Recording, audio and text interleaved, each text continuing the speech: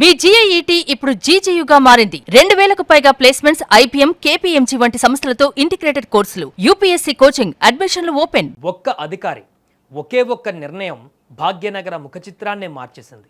దశాబ్దాలుగా చెరువులను మింగేస్తూ, నాలాలను ఆక్రమిస్తూ, అమాయక ప్రజల జీవితాలతో చెలగాటమాడిన బడా కబ్జాదారుల గుండెలలో సింహ స్వప్నంగా మారిన పేరు ఏవి రంగనాథ్. ఇప్పుడు భాగ్యనగరం ఒక్కసారిగా ప్రశ్నిస్తోంది, రంగనాథ్ గారిని ఎందుకు తప్పించాలి?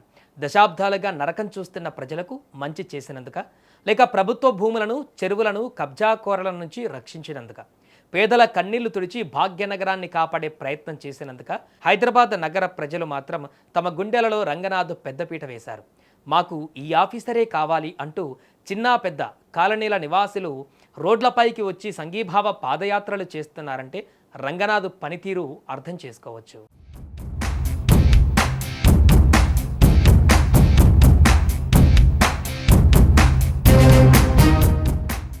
హైడ్రా అనే వ్యవస్థ ఏర్పడడానికి ముందు అనేక సంస్థలు ఉన్నాయి. కానీ హైడ్రా అంటే కేవలం ఒక నోటిఫికేషన్ కాదు, రంగనాథ్ అనే ఒక ఐపీఎస్ అధికారి యొక్క అచంచలమైన సంకల్పం. రంగనాథ్ బాధ్యతలు తీసుకునే వరకు కబ్జాదారులు చెరువులను నిలువునా మింగేస్తుంటే ఎవరూ ప్రశ్నించలేదు. కోట్లు పోసి నిర్మించిన అక్రమ కట్టడాలను తాకడానికి కూడా వ్యవస్థలు భయపడ్డాయి. కానీ రంగనాథ్ రంగంలోకి దిగాక పరిస్థితి మారిపోయింది. ఎంతటి బడాబాబులైనా, రాజకీయ అండదండలు ఉన్నవారైనా సరే చట్టవిరుద్ధంగా చెరువులను, నాలాలను ఆక్రమిస్తే జేసీబీలు దింపేవారు. మూసీ, హుసేన్ సాగర్, గండిపేట, దుర్గం చెరువు పరివాహక ప్రాంతాలలో ఎకరాల కొద్దీ విలువైన ప్రభుత్వ భూములను కబ్జాదారుల కోరల నుంచి విడిపించారు. రాబోయే భావితరాలకు తాగునీరు, స్వచ్ఛమైన పర్యావరణం అందాలంటే ఈ చెరువులు మిగలాలని ఆయన తప్పించారు. హైడ్రా అంటే కూల్చడమే కొంతమంది చూస్తున్నారు. మేము ఫ్యూచర్లో మా పిల్లల కోసం హైదరాబాద్ని ఎలా నిర్మిస్తున్నారో చూస్తున్నాం. కూల్చడం కాదు, ఎలా నిర్మిస్తున్నారో. ఇప్పుడు డబ్బులున్న వాళ్ళు గేటెడ్ కమ్యూనిటీలోకి వెళ్ళి ప్రశాంతంగా బతుకుతున్నారు. కానీ పేద ప్రజలు రోడ్ల మీద నడుస్తుంటే ఈ వాటర్ కానీ, రోడ్లు కానీ, పార్కులు కానీ ఎంజాయ్ చేయాలంటే అవుట్స్కట్స్కి వెళ్తాం, కానీ ఎక్కడెక్కడికో వెళ్తున్నారు. కానీ హైదరాబాద్లో ఏమవుతుందంటే, మేము ఇప్పుడు రోజు సాఫ్ట్వేర్ ఫీల్డ్లో ఉంటూ మేము మా సాఫ్ట్వేర్ ఆఫీస్కి వెళ్ళినప్పుడు ఇక్కడ మనకు సున్నం చెరువు ఉండేది, చాలా దరిద్రంగా ఉండేది, వెళ్ళటానికి కూడా ఇబ్బందికరంగా ఉండేది. రేపు పొద్దున అది ఆల్మోస్ట్ కంప్లీట్ అయింది. మా పిల్లల్ని తీసుకెళ్ళి అక్కడ ఎంజాయ్ చేయొచ్చు. మాకు గేటెడ్ కమ్యూనిటీ అవసరం లేదు దానికోసం. అలాగే మా ఇంటి పక్కన పార్కులు ఉన్నాయి, ఆ పార్కును క్లీన్ చేస్తున్నారు ఎంక్రోచ్మెంట్ జరుగుతుంటే. మాకు గేటెడ్ కమ్యూనిటీ కూడా అవసరం లేదు. దీన్ని బట్టి నేను గేటెడ్ కమ్యూనిటీ అనేది ఎందుకు వాడుతున్నానంటే, ధనికులకు కాదు పేద ప్రజలకి హైడ్రా అనేది ఏ విధంగా ఉపయోగపడుతుంది అనేది ఇది ఒక శాంపిల్.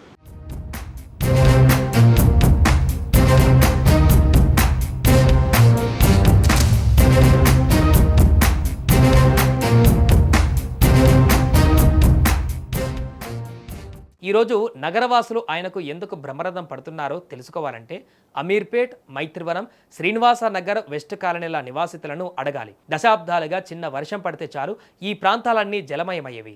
నీళ్లు ఇళ్లలోకి చేరి విద్యుత్ కోతలతో ప్రజలు నరకయాతన అనుభవించేవారు. రంగనాథ్ స్వయంగా స్పాట్కు వచ్చారు. సమస్య తీవ్రతను స్వయంగా పర్యవేక్షించి సీఎం, జీహెచ్ఎంసీ ఉన్నతాధికారులను నేరుగా అక్కడికి రప్పించారు. స్వర్ణ జయంతి కాంప్లెక్స్ ఎదుట ఉన్న నాలా పునరుద్ధరణ పనులను పరుగులు తీయించారు.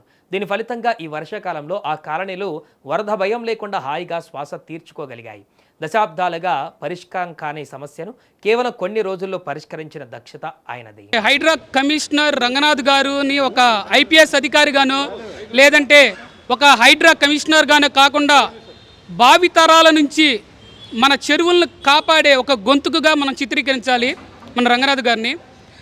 ఒకటి ఉంటుంది, కడుదీనులకు దీపమై, కఠినాత్ములకు శాపమై, నరరూప రాక్షసుల దక్షకుల భక్షకుల తలలు వంచే వజ్రాయుధమే హైడ్రా కమిషనర్ రంగనాథ్ గారు. ఆయన అంతే నిజాయితీగా పనిచేస్తున్నారు. ఇక్కడ భవంతులను కూల్చడం చూస్తున్నారు, కానీ ఆ బుల్డోజర్ ద్వారా ఆ బుల్డోజర్ సౌండ్ వినిపిస్తుంది వీళ్ళకి. కానీ భావితరాలకి మనకు వచ్చే ఆ నీళ్ల సౌండ్ని ఎవరు గమనించట్లేదు.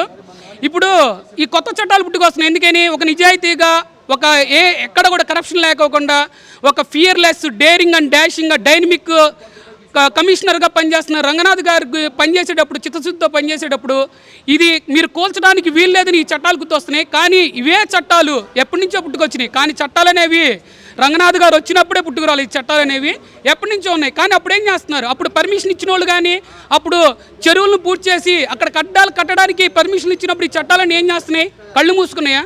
చట్టం కళ్ళు మూసుకొని ఉంటుంది, నోరు చెవులు అన్నీ మూసుకున్నాయా? లేవు కదా.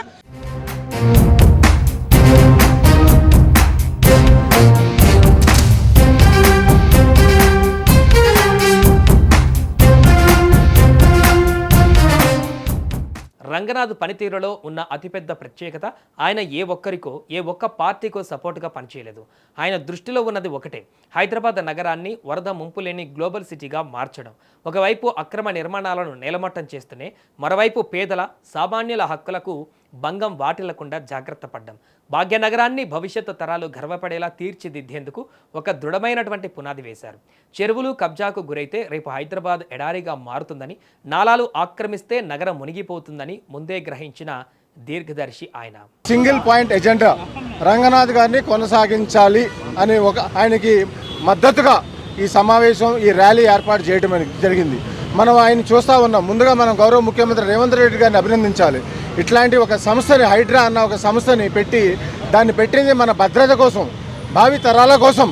అది అందరూ కూడా గమనించాలి.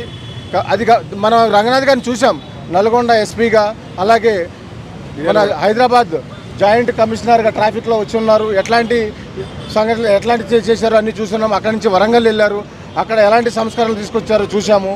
అలాగే హైడ్రా కూడా మనం అందరం చూస్తున్నాము.